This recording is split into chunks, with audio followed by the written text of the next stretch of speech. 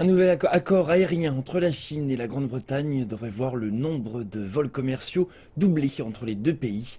Selon le gouvernement britannique, l'accord fait partie d'une stratégie pour construire de nouvelles relations commerciales dans un monde post-Brexit. Des milliers de vols supplémentaires pourraient bientôt être opérés chaque année entre la Grande-Bretagne et la Chine. Jusqu'à 200 vols passagers par semaine par rapport à un maximum de 80 pour le moment, sans limitation sur le nombre de vols cargo. Une aubaine pour les affaires et le tourisme selon le China-Britain Business Council.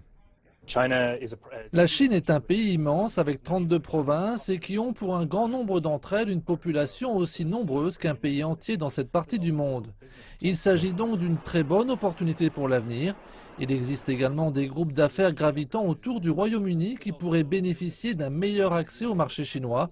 Nous accueillons donc cela très favorablement. La concurrence pour sécuriser de nouvelles routes aériennes entre les aéroports britanniques va être féroce. Mais il existe un problème. Avec des vols toutes les 40 secondes, Heathrow est déjà en guerre pour ouvrir de nouvelles pistes. Nous aimerions attendre de voir certaines décisions.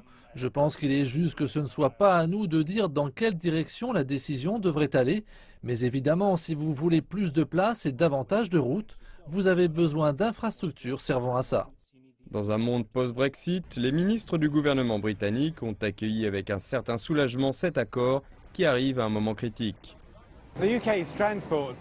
Le secrétaire britannique au transport, Chris Grayling, a déclaré que des partenariats solides avec des marchés tels que la Chine étaient vitaux si la Grande-Bretagne souhaitait rivaliser sur la scène économique mondiale une fois que le pays se trouvera en dehors de l'Union européenne. Alors que les aéroports tels que Gatwick rivalisent pour assurer des vols supplémentaires, les compagnies aériennes pourraient se montrer peu enthousiastes. Les vols transatlantiques sont en général les plus profitables. British Airways, la plus grande compagnie britannique pour les vols long courriers, a déclaré qu'elle n'avait pour le moment pas l'intention d'augmenter ses vols vers la Chine.